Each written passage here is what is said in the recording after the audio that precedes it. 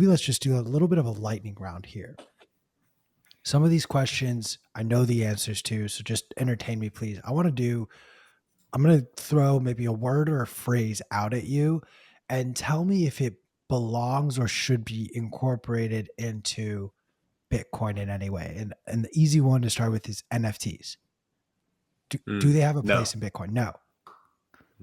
no. I mean, it's weird because like people like bring up NFTs with me as if they're something brand new, and I'm like, dude, I coded this in 2013. We had it on Bitcoin in 2013.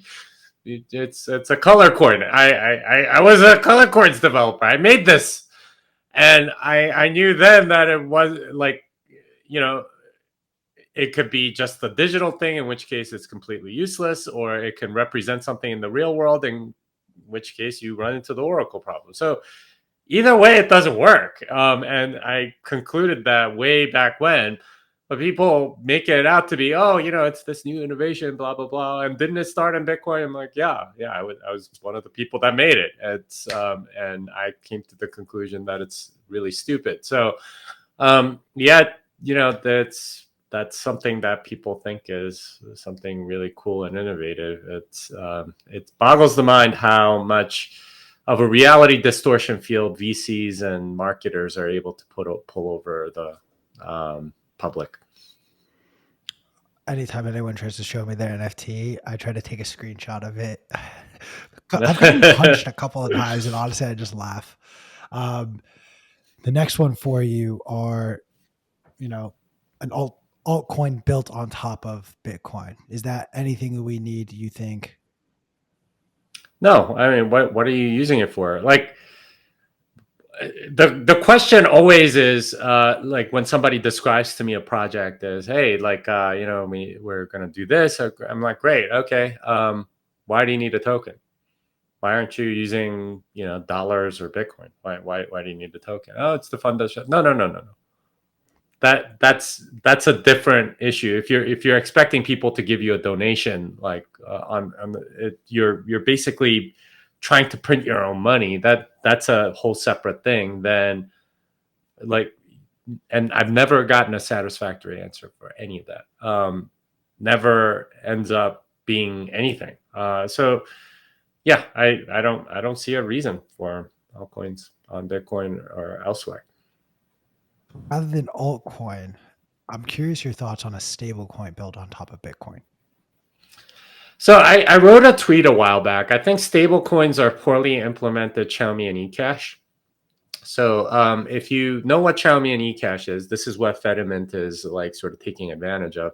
This is David Chang came up with this, I think, in like 1981 or something like that, which actually wasn't too far away from like the discovery of asymmetric cryptography. Diffie-Hellman, I think, wrote their paper in like 1976 or 70.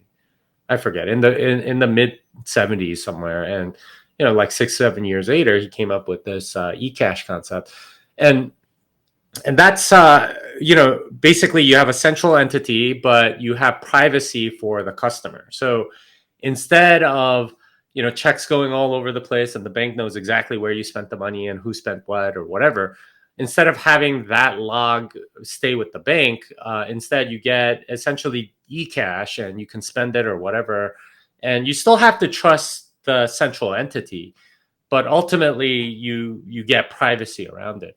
And that's how I see stable coins, or at least back stable coins. Algorithmic stable coins are a complete like disaster, and we saw what happened with Luna, for example. But Xiaomi and eCash is a useful concept, and you get all of these privacy properties and so on. I think that's ultimately what a back stable coin is. It's Xiaomi and eCash, except you're unnecessarily putting it into a Bitcoin blockchain or some other blockchain, which it's sort of like a Dino thing, but they want to be able to say that it's quote unquote decentralized, but you have an issuer of the token. You have somebody that's in control of it, or whatever.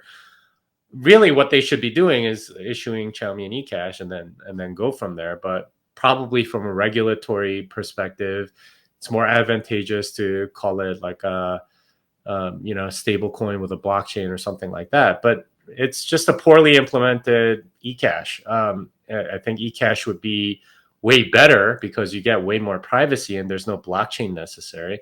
You just have a history of receipts for a particular coin or the eCash that you have, and then you can redeem it for the actual dollars. I mean, that's how it should work. And really, that's what Tether and USDC and all these other backed dollar instruments is you have a central issuer, and people are trading it, and then like somebody gets to redeem or whatever. Xiaomi and eCash, and it's superior because of all of the privacy properties that you get out of it. It's crazy to me that you know this the stable coin thing is being touted as like something that needs to happen on a blockchain or on top of some blockchain network. It doesn't. It absolutely does not.